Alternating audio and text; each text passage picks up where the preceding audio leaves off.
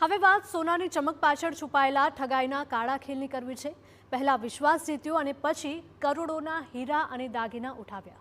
વાત કરીએ અમદાવાદના મહાઠગની। જમીન મકાન અને સોના ચાંદીના સોદાનો મોટો એજન્ટ હોવાનું કહીને આરોપી અનિલ વિભાણીએ સોની વેપારીઓનો વિશ્વાસ જીત્યો।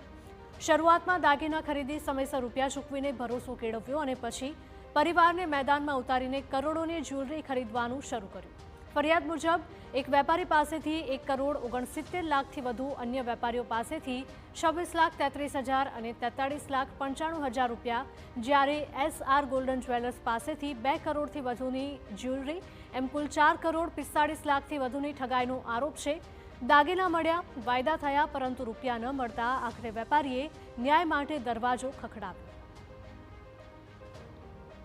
મારી ઓળખાણ સારે અમારી સામે 1-2 અધિકારીઓને ફોન કર્યા, કોણ આમ થોડું સ્પીકર ફોન પર કે હા લઈ લો, પતાવી દઈશ ને આ તે, પણ પછી એમણે એવું કીધું કે ભાઈ આ પતિ તો જશે પણ અમારે રકમ તમારે પહેલાં અમને એડવાન્સ આપવા પડે। એટલે મેં કીધું કેટલા આપવા પડે? એટલે એણે કીધું 25 લાખ। એટલે મેં કીધું સાહેબ એવું તો કોઈ પોસિબલ નથી, અમે ઓલરેડી બહુ જ મોટી રકમમાં ફસાયેલા છે, કેમ કે મારે અગાઉ જે ફરિયાદની જે ફ્રોડ થયું છે 40-42 કરોડનું હતું। છેવટે અમને 6-8 મહિના થયા એટલે ખ્યાલ આવ્યો કે હવે આ તો ચીટિંગ કરી રહ્યો છે, કેમ કે આ ભાઈ કંઈ કરી નથી રહ્યા।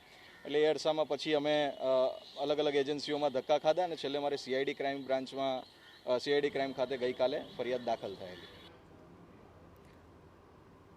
તો EOWની તપાસમાં માત્ર એક ઠગાઈ નહીં, આ રેકેટમાં એક આખો ભેજાબાજ પરિવાર સામેલ હોવાનો ઘટસ્ફોટ થયો છે। અનિલ વિભાણી, પત્ની વિમ્મી, દીકરો વેદાંત અને જમાઈ શિવમ ગઢવીની ધરપકડ થઈ છે, જ્યારે દીકરી રાજવી ફરાર છે।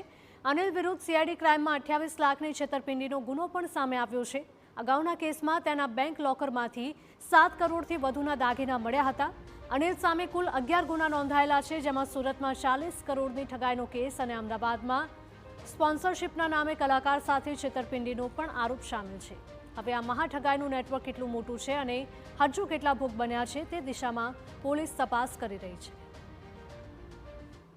એને લાઈફસ્ટાઈલ સારી રીતે જીવવાની આદત કેળવી રાખી હતી, ચીટિંગ કરેલા પૈસાથી, અને પોતાની પર્સનાલિટી એવી રીતે તૈયાર કરે કે સામેવાળો જ્યારે જ્વેલર્સવાળો હોય કે અન્ય કોઈ પણ માણસ હોય તો તેની વાકછટામાં અને તેની વ્યક્તિત્વથી અંજાઈ જાય અને ત્યારબાદ તે આ રીતે તેને વિશ્વાસમાં લઈ અને તેની સાથે ચીટિંગ કર્યાનું જણાઈ આવે છે।